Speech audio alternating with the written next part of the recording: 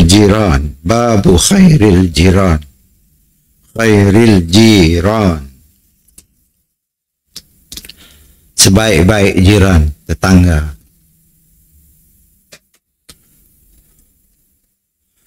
A'udzu billahi minasy syaithanir rajim. Bismillahirrahmanirrahim. Assalamualaikum warahmatullahi wabarakatuh. Innal hamdalillah nahmaduhu wa nasta'inuhu wa nastaghfiruh wa na'udzu billahi min shururi anfusina wa min sayyiati a'malina. Man yahdihillah fala mudilla lahu wa man yudlil fala hadiya lahu. Ashhadu an la ilaha illallah wahdahu la syarika lahu wa ashhadu anna Muhammadan abduhu wa rasuluh. Allahumma salli wa sallim wa barik ala Muhammad wa ala alihi wa sahbihi ajma'in. Rabbi shrah li sadri wa yassir li amri wahlul 'uqdatam min lisani yafqahu qawli wa ma 'ilma lana illa ma 'allamtana innaka antal alimul hakim wa la hawla wa la quwwata illa billahil aliyyil azim. Amma ba'd. Alhamdulillah, puji syukur kita panjatkan kehadrat Allah Subhanahu wa taala. Pada malam ini kita dapat lagi bersama untuk membaca kitab Al-Adabul Mufrad tulisan Imam Al-Bukhari. Kita dah pun sampai ke hadis yang ke-115, yaitu atas bab khairil jiran. Babu khairil jiran. Bab pada menyatakan sebaik-baik jiran tetangga. Jiran tetangga artinya orang yang berhampiran dengan rumah kita. Dalam keadaan 40 buah rumah, belah kiri, belah kanan, belah atas, belah bawah.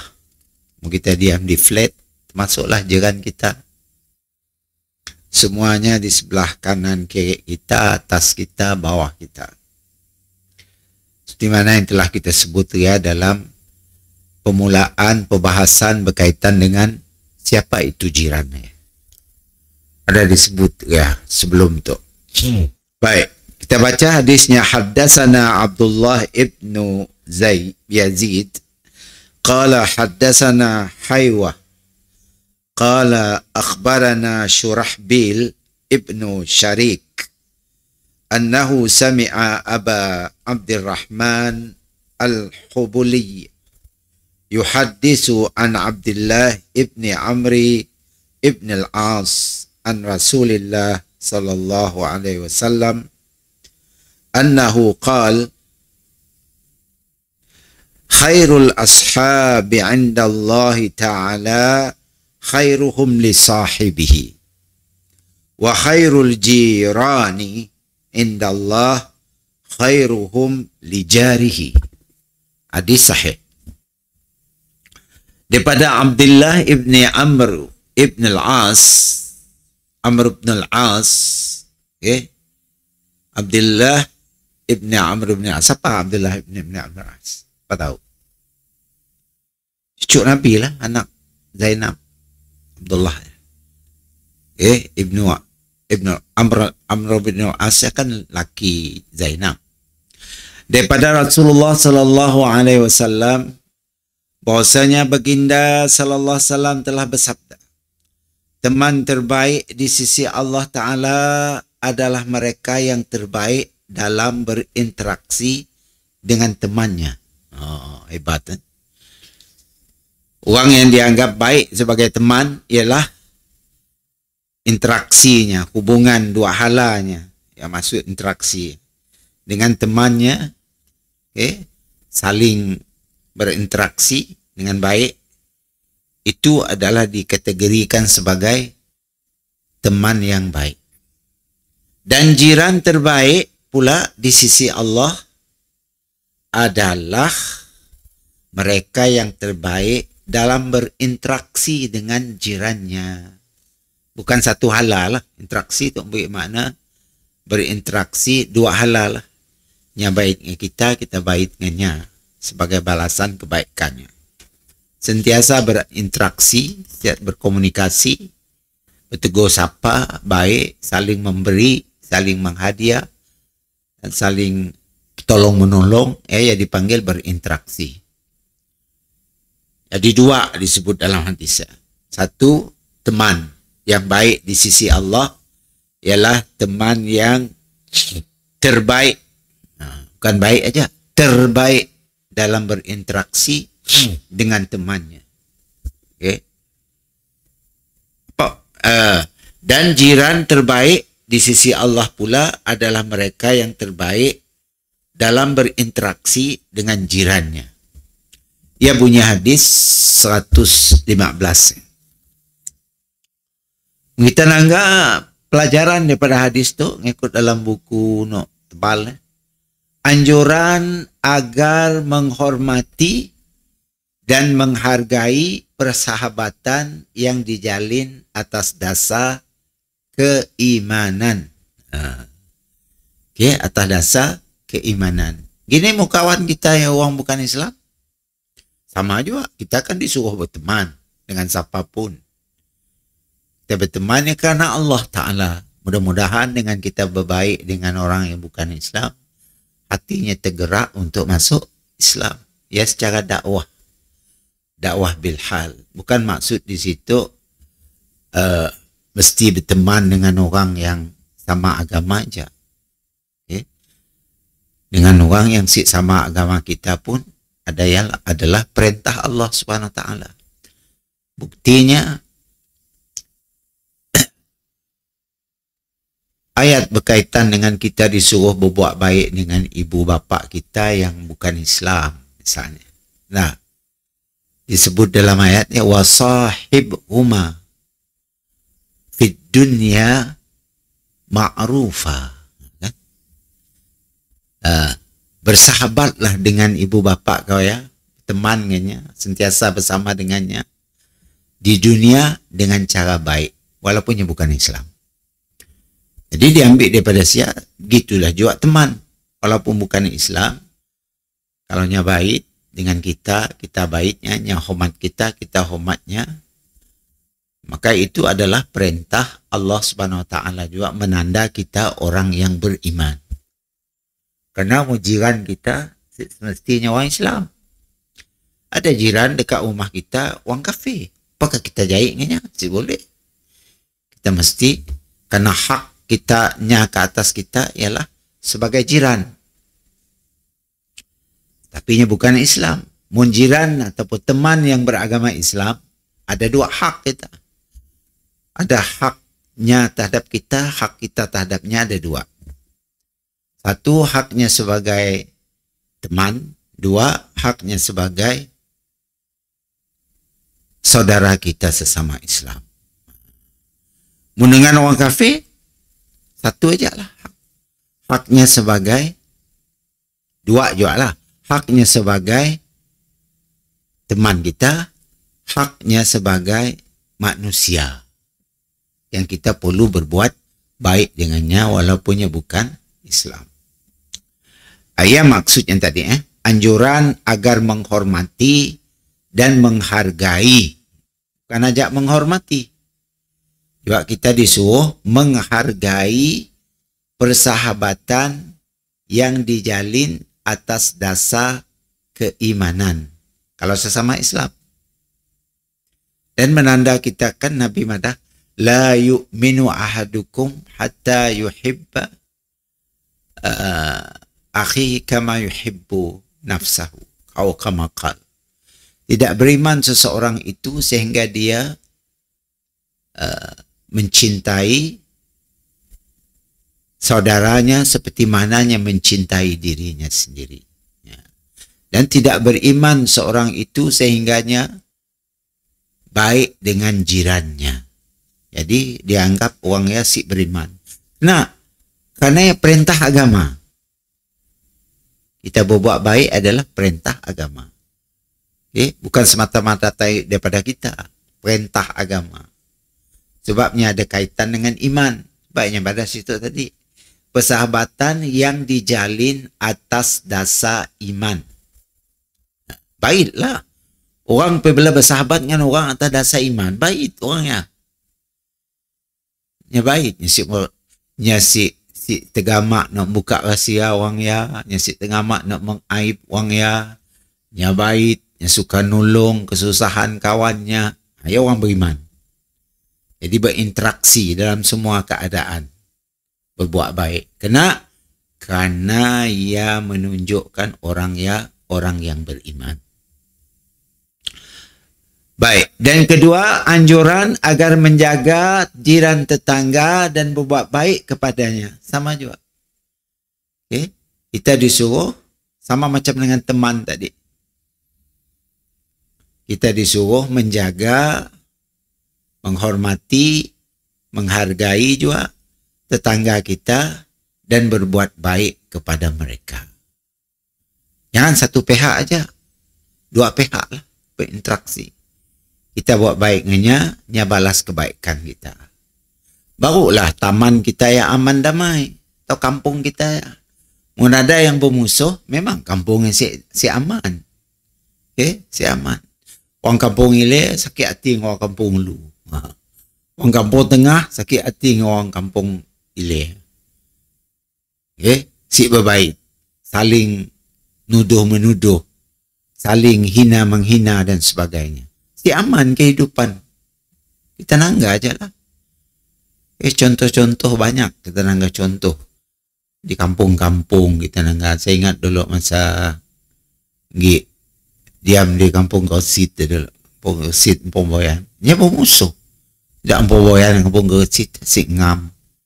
Tidak Kampung Surabaya dengan Kampung Peliman Seman, si ngam. Macam apa? Dan malah berentam.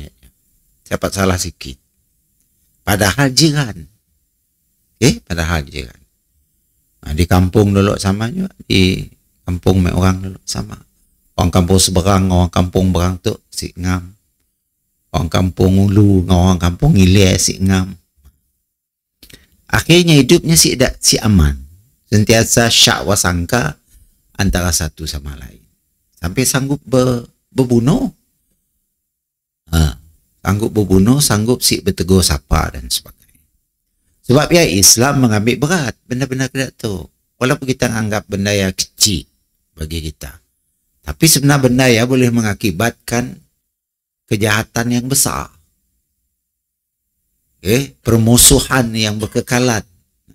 Ya akibatnya disebabkan oleh kita si saling menghormati, si saling menghargai tetangga jiran kita ataupun persahabatan di antara kita dengan sampai orang bersahabat ya kita nangga tujuh golongan yang dilindung di bawah arasy. Salah satunya kan dua orang bersahabat kerana Allah dan berpisah kerana Allah.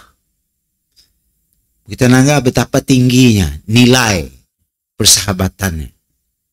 Sampai termasuk dalam tujuh golongan yuzilluhumullahu yawma la zilla illa zilluh.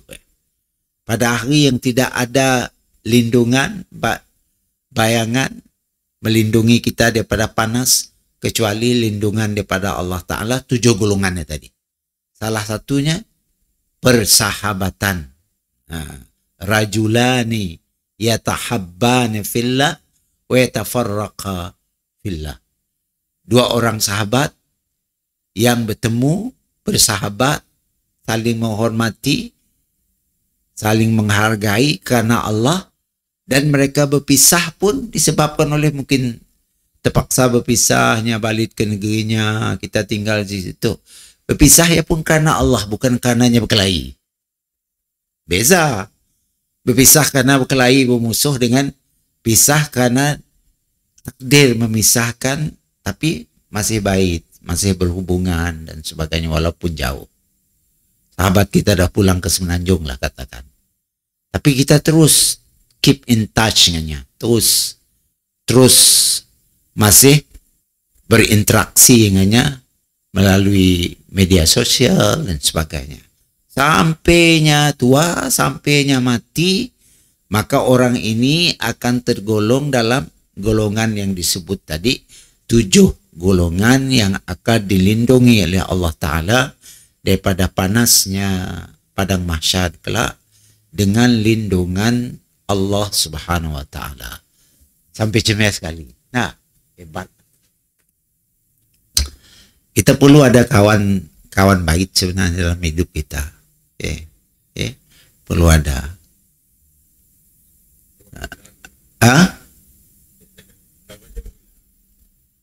Pulang sini.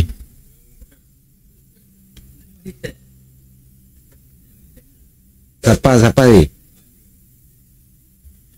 Kena si ni. Malu.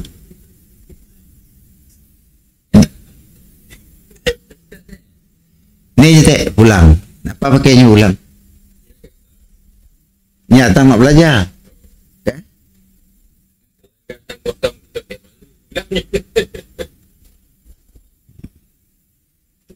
Ya, dari muka.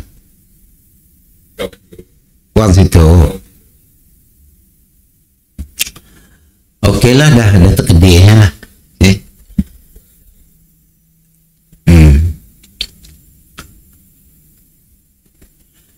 Baik, kemudian kita lihat lagi, sama juga kita nanggap antara hubungan dengan sahabat dengan hubungan dengan jiran tetangga lebih kurang.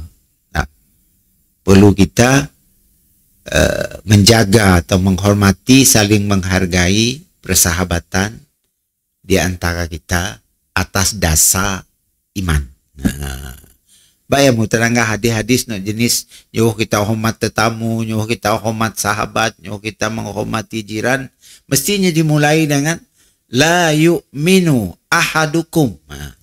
Tidak dianggap beriman salah seorang daripada kamu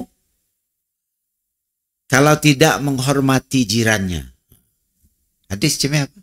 Atau la yu'minu ahadukum hatta yukrimu daifahu. Tidak dianggap beriman seseorang itu sehingganya memuliakan tetamunya yang datang ke rumah. Artinya atas dasar iman. Itulah situ tadinya mata. Anjuran agar menghormati dan menghargai persahabatan yang dijalin atas dasar iman. Jadi hadis yang nyebut bendaya semuanya dimulai dengan la yu'minu ahadukum.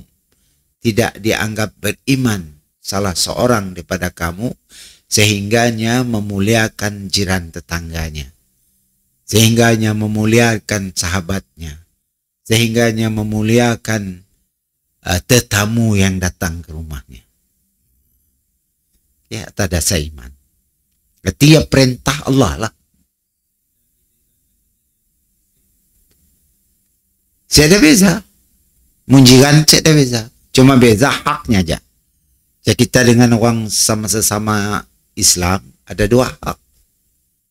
Haknya sebagai jiran, haknya sebagai seorang Muslim. Dengan orang yang bukan Islam, satu aja haknya. Haknya sebagai jiran. Jadi kita mesti menghormatinya, yang jiran. Walau punya berlainan agama. Macam kita ada mula akikah misalnya, ataupun korban. Dolan ada jiran kita sebelahnya belah bukan Islam. Pakai kita si nunggahnya makan. Sebenarnya. Kita nyembelih orang lain, jiran lain semua diberi daging korban. Pakai tak nyasik beri. Maka ulama memikir benda ya. Dulu memanglah ulama banyak yang menghukum. Berfatwa si boleh daging korban, daging akikah dimakan oleh orang yang bukan Islam. Tapi setelah dipikir semula, fatwa-fatwa contemporary kini itu terbaru yang oleh Yusuf, Allahyarham Yusuf Qaradawi dulu, bahwa membolehkan kita memberi daging korban, dagingnya kepada orang yang bukan Islam. Apalagi kalaunya jiran kita. Coba tak gambarkan, jirannya paling dekat dengan rumah kita, katalah seorang yang bukan Islam. Kita buat jamuan akikah, jamuan korban di rumah kita. Semua Islam dijeruk, nyasik seruk. Macam mana? Apa penilaian orang yang terhadap Islam? Buruk si nama Islam. Bu. Sebab ulama contemporary nya memikir ulama terkini lah yang mendolok membenarkan ialah Ibn Taymiyah. Lama udahlah. Tapi ulama mazhab setengahnya si setuju. Mungkin zamannya ambil fatwa ya percampuran antara orang bukan Islam si ramai di negeri tempatnya diam sebab jadi kedai macam ucapan Christmas juga lah. Di Saudi kenanya mengharam mengucap Christmas karena di Saudi saya ada orang Kristian. Nak ucap apa? Tapi dalam negeri yang bercampur macam kita tu, saya boleh kan ucap Merry Christmas, Selamat Hari Natal. Yusuf Qaradawi mana boleh. Di negeri yang bercampur non-Muslim dan Muslim, kita nak ucap sih dilarang. Asalkan kita jaga batas lah. Bukan makna kita percaya bahawa Tuhan yang tiga, bahawa Jesus ya anak Tuhan sih. Kita hanya mengucap merayakan, selamat merayakan hari Christmas. Cukup, gini aja. Berdasarkan jiran, berdasarkan kita bercampur dalam masyarakat majmuk. Ada Islam. Macam di Saudi. Memanglah ulama yang atas boleh. Kena? Dia nak ucap dengan siapa? Islam semua. Siap ada orang nak ucap. Berbeza lah. Okay. Sama juga lah macam jiran tu tadi. Okay. Kena ulama-ulama dulu ada yang menganggap si boleh daging korban yang dimakan oleh orang yang bukan Islam. Karena korban itu adalah ibadat. Dagingnya adalah dipersembahkan kepada Allah Subhanahu Wa Taala. Nyembelihnya dapat pahala karena perintah Allah Ta'ala korbannya. Jadi dagingnya, nak beri daging dengan orang jiran kita bukan Islam, beli daging nak jual di hari, di pasar, beri dengannya. Sampai kecemia. Tapi setelah dipikir oleh ulama balik tentang keadaan semasa, masalah mutakhir, terkini masyarakat kita kini untuk bercampur baur dengan orang bukan Islam, maka demi untuk menjaga supaya nama Islam tu si diburuk-buruk oleh orang yang bukan Islam, maka kita atas dasar dakwah kita beri setidaknya daging korban atau daging akikah itu tadi. Si salah. Boleh. Jadi begitu kuatnya hubungan jirannya tadi diambil berat oleh Islam. Kemudian hadis terusnya, babu al-jaris salih. Bab pada menyatakan jiran yang saleh. Jiran yang baik dengan jiran yang saleh lebih kurang lah. Coba kita baca hadisnya. Haddatsana Muhammad ibnu Kathir. Qala akhbarana Sufyan an Habib ibni Abi Sabit. Qala haddatsani Jumailun النافع ابن عبد الحارث عن النبي صلى الله عليه وسلم قال من سعادة المرء المسلم المسكن الواسع والجار الصالح والمركب الحنيء صحيح لغيره. Daripada Nafi' ibn Abdul Haris radhiyallahu an, daripada Nabi SAW, baginda sallallahu alaihi wasallam telah bersabda, di antara kebahagiaan bagi seorang Muslim adalah tempat tinggal yang luas. Okay. Rumahnya besar artinya. Jiran tetangga yang saleh, yang baik. Dan kenderaan yang selesa. Kita ada tiga-tiga tu kah? Jadi di antara benda yang membuat seorang Islam ya tadi bahagia, seseorang itu menjadi bahagia disebabkan oleh tiga perkara. Rumah yang luas, jiran yang saleh, dan kenderaan kereta lah mungkin itu, kenderaan yang hani itu selesa, kenderaan yang selesa. 3 ya. Apa maksud hadis tu begitu nangga? Lebih kurang lah dengan hadis tadi. Tetangga yang saleh merupakan nikmat yang sangat besar bagi seseorang. Beza jiran yang baik dengan jiran yang saleh, beza. Kalau jiran yang baik tadi, artinya baik dengan semua orang, termasuk orang bukan Islam, termasuk orang Islam dan sebagainya. Kalau jiran yang saleh, saleh itu lebih kepada baik di sisi agama lah. Saleh. Karena itu hendaknya bersyukur kepada Allah atas hal itu. Kalau kita dapat tetangga yang saleh. Beza. Baik aja dengan saleh sih sama. Orang baik aja mungkinnya baik dengan kita, tapi segi ibadatnya mungkin si sampai ke tahap seorang yang saleh.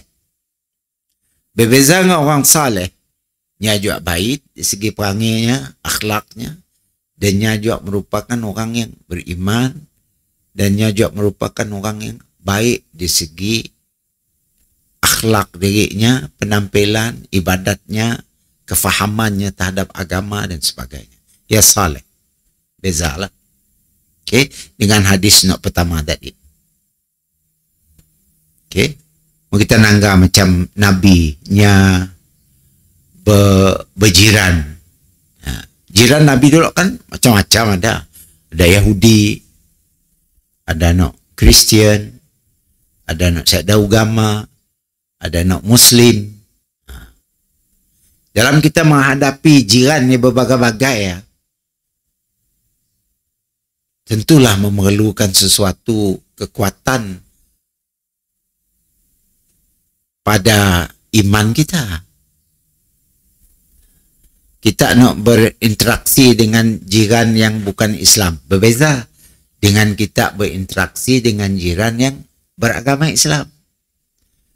Macam yang saya pada tadi lah. Karena jiran yang beragama Islam, kita ada dua hak untuk kita tunaikan. Satu, haknya sebagai jiran. Kedua, haknya sebagai orang yang beriman sama dengan agama kita. Maka kewajiban kita mungkin punya jahil, kita ngajarnya ilmu, kan berbeza dengan orang yang bukan Islam. Menyesik tahu hukum, kita madahnya tentang hukum. Kalau jiran yang saleh, macam juga sebaliknya. Dia tahu kita si tahu agama, diajarnya kita agama, artinya jirannya jiran saleh. Ada kaitan dengan agama. Berbeza dengan jiran yang baik aja tadi, tapi bukan saleh. Jadi tetangga yang saleh merupakan nikmat yang sangat besar bagi seseorang. Sampai cemerlang sekali. Pengajaran dalam hadisnya tadi berdasarkan buku not tebal. Yang merupakan nikmat yang sangat besar. Mujiran nak sikit tadi, saya tanya mata macam ya. Terbaik aja. Itu gimana? Beruntunglah. Seolah kita dapat nikmat yang hebat. Kena, jiran kami semua orang baik-baik di segi agama, baik ibadat, suka bersedekah, kita salahnya suka negur, kita tahu agamanya ngajar kita. Macam apa? Jiran yang saleh. Berbeza. Kerana itu hendaknya bersyukur kepada Allah atas hal itu. Kita bersyukur. Ada kah jiran zaman kita di Kuching tu, asal saya susah nak cari jiran jenis kedai. Susah. Kita sebelah pihak ajak kedai nyasi. Kita ajak kambuhnya nyasi. Ya berbeza. Ini mesti dua pihak, interaksi dua pihak, saling. Dari kita, darinya. Baru jadi. Sebelah pihak sih jadi. Karena musuh belah pihak, akhirnya kita jadi diam, malas nak duduk pedulinya, ya ditegur macam mau ni si ini nyamut. Nawi.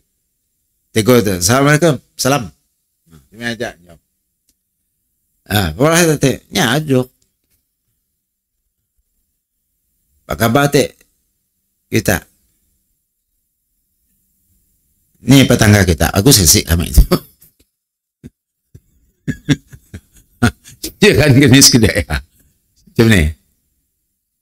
Cabarannya. Kita sih boleh jahitnya. Walaupun dia kedai. Macam ni. Mungkin kita nangganya kedai, maka kita dah mungkin nampak penampilan atau perangainya ada kedai mungkin. Dengan semua orangnya kedai. Maka kita jangan peduli gila lah. Yang penting dari pihak kita tetap berbuat baik, nangganya tegur. Salam, Assalamualaikum. Mau ada apa-apa jamuan di rumah kita, jiran paling dekat lah, ditunggah ta dulu. Datang, rumahnya ada jamuan juga, menyenunggah, kita datang. Macam ya, macam ya caranya. Nunggah tahlil ni, nyembui.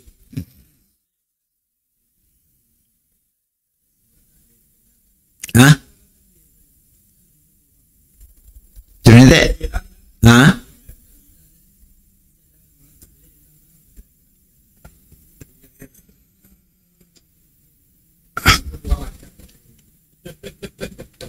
Tunggah makan doa selamat aja lah. Mesti maulah tahlil.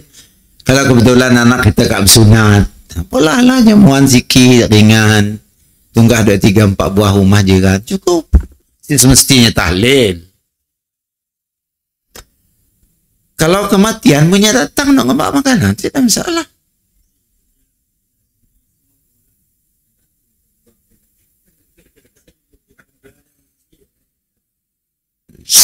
Nya saya dapat nak maksa kita. Oh kita sik mula. Macam kami Asia lah. Kami Asia masa abah meninggal dulu. Kami orang sik mula. Memanglah ada jiran yang berkelakar. Ya sekatinya lah kepak mulutnya. Nak lainnya kelakar nak. Ya dalam benda ya kita sih boleh no toleransi. Karena benda-benda dilarang kata ya. Benda dilarang bid'ah. Sibuk kita takut dicela orang. Nabi kita dicela orang. Dek pemuka kita tu tak nak dicela. Tak. Kita mikir macam ni. Nabi manusia paling baik juga Nabi ya. Kekasih Allah. Gelarannya Habibullah. Lagi ramai orang suka. Macam-macam je tuduhan terhadap Nabi Muhammad. Jadi kita mikir macam ya. Dedeklah aku orang biasa. Nabi nak 100% benar ya lagi. Ada orang sip percaya. Ada orang nganuk. Dedeklah kita. Jadi jangan peduli. Tapi kita tetap berbuat baik lah. Walaupun yang nganuk kita macam ya. Kami siap mula, kami ada alasan. Kami ada alasan. Kita nak mula, dah siap pada larang pula lah. Tapi kami siap mula. Ya kan duit kami. Kami nak mula, siap mula kan sekati kami. Okey? Jadi siap dah jadi timbul benda ya. Atau jangan dijawab, diam aja. Okey? Udah, satu masa mungkin ada waktu kita akan nekannya. Madah dengannya. Yang kaknya dah sejuk, baik, apa semua. Kena kami si mula. Terangkanlah. Ini punya mohon.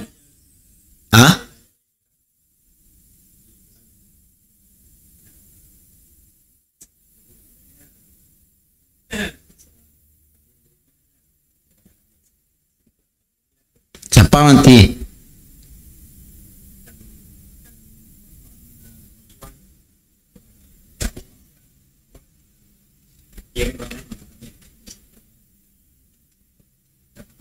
Nanya kena kita si mula.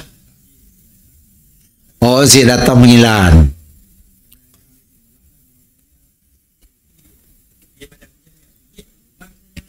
Siapa sunyi kita? Lagu kubur sunyi lagi. Kita nak merami yang orang dalam kubur sunyi lagi kedak kubur tadi. Kena tersik dengannya dalam kubur ya. Takut sunyi. Sunyi apa nama?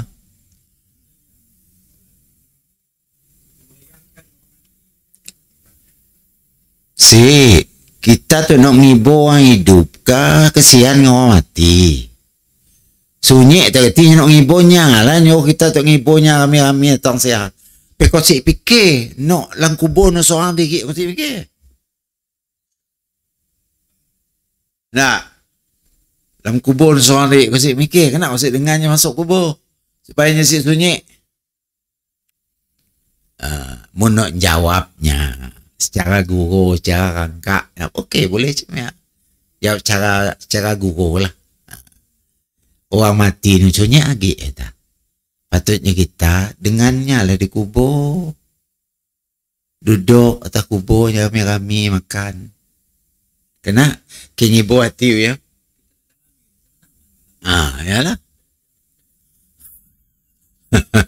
Karena orang mati sunyi lagi. Ya alasan orang Melayu lah. Masyarakat yang jahil, yang si pernah belajar agama, nya akan kelakar ke ya lah. Jadi kita yang ada sikit ilmu tu jangan terbawa-bawa dengan emosinya lah. Okay? Karena nya si faham, dan kita jangan jual makanannya. Nya si faham, bah. Nah, punya faham. Macam kita dulu juga lah. Kita dulu kan melawan juga benda gedaya.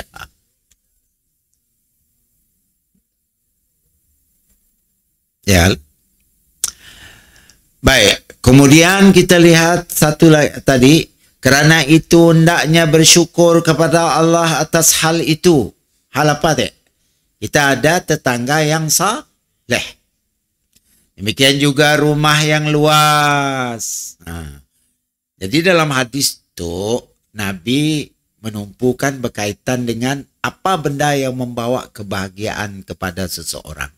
Satu, jiran saleh. Kedua, rumah luas. Ketiga, apa teh?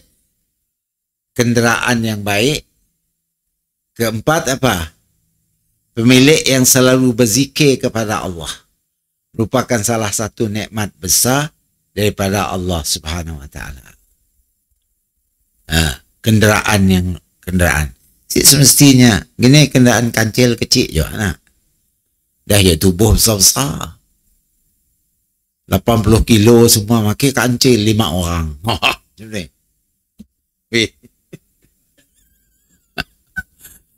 Tubuh besar. Sudah kita nak tubuh 80 kilogram seorang. Makin kancil 5 orang ya. Dedat. Ya selesai nak. Selesai kan? Mau pergi jauh memang selesai. No, bergerak berupaya. Sebab ya dalam tu tadi salah satu membawa kebahagiaan kepada kita sebagai manusia biasa tu adalah mempunyai kenderaan yang luas. Okay?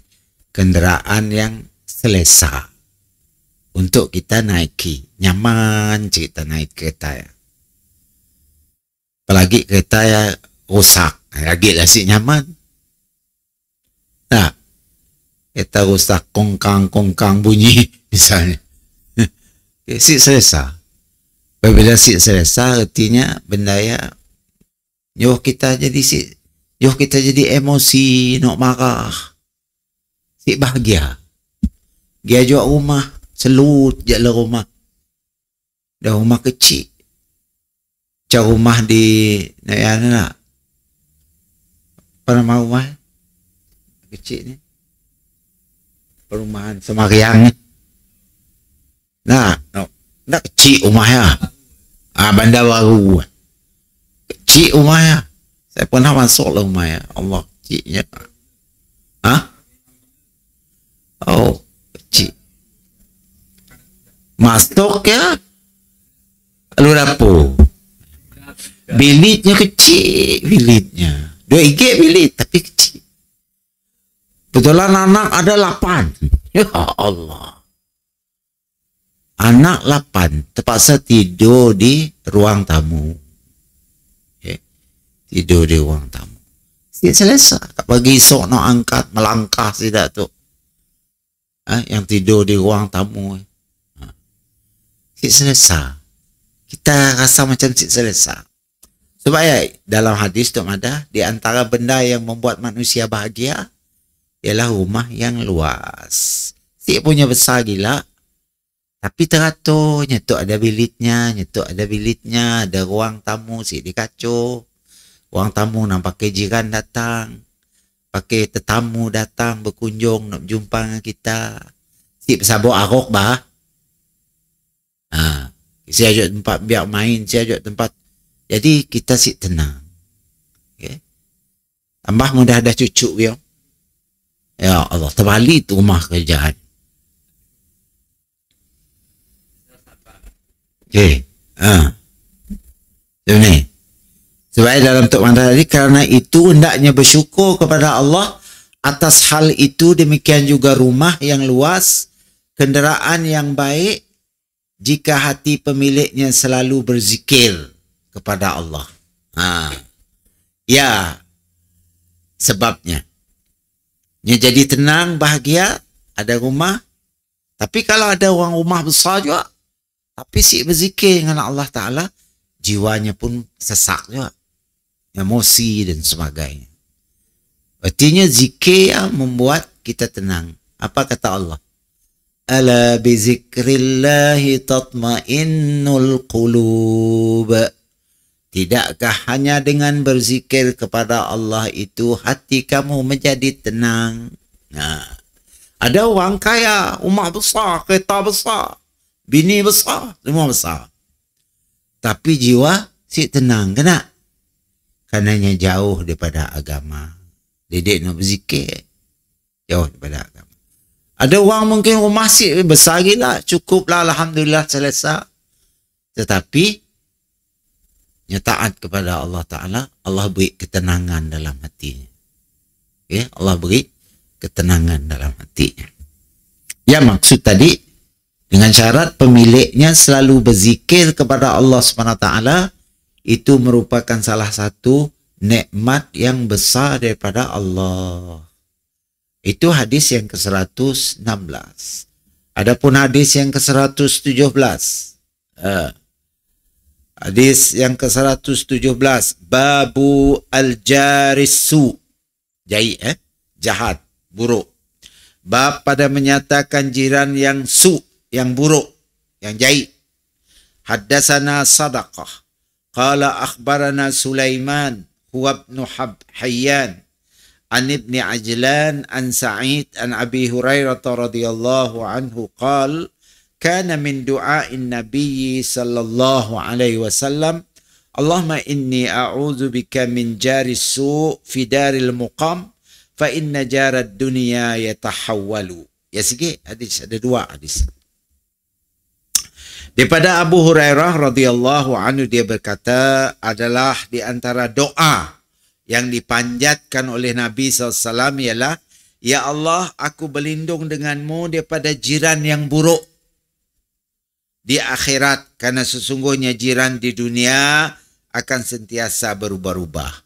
Kan kadang-kadang orang untuk pindah, beli rumah lain, datang jiran lain tepi rumah kita. Kita minta biar jiran kita kelak dalam syurga adalah orang di kalangan orang-orang yang baik semasa sama kita hidup di dunia dulu. Baik, hadis ke-118. Haddasana Makhlad ibnu Malik qala haddasana Abdurrahman ibni Maghra qala haddasana Buraid ibn Abdullah an Abi Burdah an Abi Musa radhiyallahu anhum ajma'in qala Rasulullah SAW la taqumus sa'atu hatta yaqtula ar-rajulu jarahu wa akhahu wa abahu. Ya Allah. Daripada Abu Musa radhiyallahu an telah bersabda Rasulullah SAW, tidak terjadi hari kiamat sehingga membunuh seseorang akan jirannya, ya Allah, saudaranya dan ayahnya. Ya, jiran jaitna lah sampai membunuh. Ya, hadis ke-116 dan ke-117 dan 118. Apa pengajaran kita nangga penjelasan hadis ke-117 ya? Darul Muqam, ya. Apa maksud dalam hadis? Dia menyebut perkataan Allahumma inni, doa selalu diucap Nabi. A'udzubika min jari su'i fi daril muqam. Maknanya tadi, aku berlindung kepadamu dari tetangga yang jahat di akhirat, karena tetangga di dunia akan berpindah-pindah. Apa maksud perkataannya? Darul Muqam ialah negeri tempat kita tinggal. Tetangga yang buruk di negeri tempat kita tinggal lebih pantas, lebih baik dihindari kerana kemungkinan gangguan yang diberikannya dan selalu menimbulkan dugaan akan memberikan gangguan.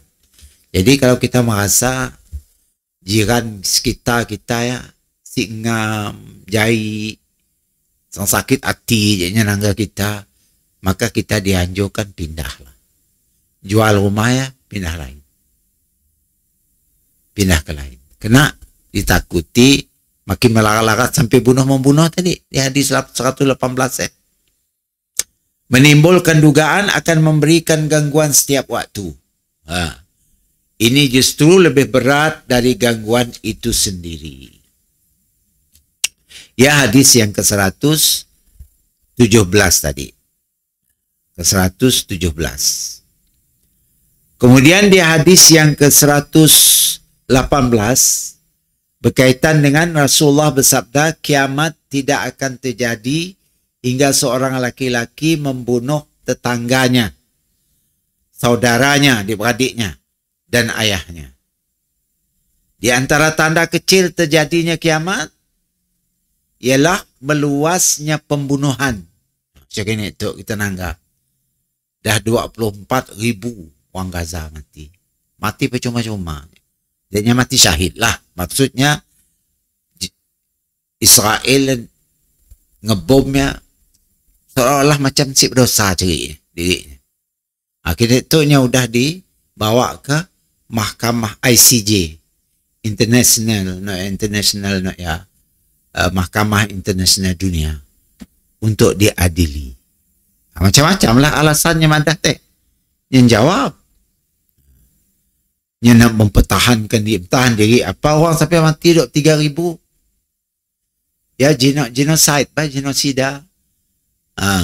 Pembantaian sengaja, penghapusan etnik. Karena South Africa dengan Spanyol mengadu kepada ICJ, Mahkamah Internasional Dunia, untuk supaya Israel dihukum dan dibicarakan di Mahkamah Dunia. Macam nak bunuh orang Bosnia dulu, ingat? Kan di jailnya, pikir itu, belum keluar. Di jail, apa namanya dulu. Nak bunuh orang Bosnia, apa-apa. Kemungkinan insyaAllah, Netanyahu dan geng termasuk Menteri Pertahanan sama juga jadi doa lah laluan gila penasihatnya sudah 3. Okey, jadi ia salah satu tanda kiamat. Di antara tanda-tanda kecil terjadinya kiamat adalah meluasnya pembunuhan. Tak fikir kita terlintas sih. Artinya kita tu dekatnya kiamat lah. Dekatnya kiamat. Cuma kita aja merasa macam-macam aman je cerita. Kerana negeri kita tu saya ada berlaku apa-apa. Kita merasa macam seolah kiamat tu lama je cerita. Padahal tanda-tanda benda ya dah banyak dah keluar. Menandakan bahawa kiamat ya semakin hampir. Cuma kita sih tahu bila. Hal ini tidak berarti peperangan yang dilakukan kaum muslimin tak ada orang kafir aja. Yang dimaksud di sini adalah pembunuhan yang terjadi di antara sesama kaum muslimin. Berlaku juga. Berapa banyak dah perang sama-sama Islam. Yaitu kaum muslimin saling membunuh. Macam Iran perang dengan Iraq dulu. Perang Iraq berperang dengan Kuwait dulu. Turki berperang dengan Ukraina. Chechnya perang dengan negeri sebelah yang sama, bekas Soviet Union dulu. Jadi negeri yang sesama-sama Islam berperang berentam sama diri pun. Kita nangga di Israel ya, peperangan antara Islam dengan orang bukan Islam. Bukan ini aja, ini akan berlaku berterusan kelak peperangan antara sesama Islam. Semakin marak, semakin jadi. Bila? Saya tahu lah. Bekas peperangan Israel itu apa bakal berlaku? Kini itu pun dah negeri Arab nak nyokong Amerika ya, dengan negeri Arab yang nyokong Palestin. Dah siapa macam Bahrain yang nyokong Amerika sama-sama ngentam sidak Houthi di Laut Merah. Si UAE, United Emirates Arab, ngancam Yaman, nak nyerang Yaman dengan mereka sama agama Islam. Saudi so far diam aja lah. Diam. Sepatutnya main peranan macam Saudi ya. Kenanya jaga dua tanah suci bah. Sepatutnya yang main peranan lebih dulu. Menyokong sidak Palestin dan nolong ngantar senjata pakai nyerang Israel. Itulah waktunya. Sepatutnya negara Islam bersatu nyerang Israel. Kedong dah kusut tu. Kedong dah berperang bah. Lang-lang. Tapi si masing-masing menjaga kepentingan. Si berani. Nyokong Amerika. Negeri kape di si sokong. Allahu Akbar. Si tahulah macam ni. Mungkin itu salah satu, bukan mungkin lah, adalah salah satu tanda-tanda kiamat bakal berlaku. Macam ni penyudahnya kelak, hanya Allah sahajalah yang tahu. Cuma kita doakan mudah-mudahan yang penting Palestin menang, dapat kembali, dan kita pun dapat pergi ke Masjidil Aqsa untuk salat di masjid kiblat pertama umat Islam ya. Apabila sidak Palestin kelak dah menang insya-Allah, mudah-mudahan. Amin ya rabbal alamin. Baik, itulah di antara pengajaran yang dapat kita ambil daripada dua hadis ya tadi, yaitu hadis ke-117 dengan hadis ke-118. Mungkin setakat aja dulu. Wallahu a'lam bissawab. Aqulu qawli hadha wa astaghfirullah li wa lakum. Assalamualaikum warahmatullahi wabarakatuh.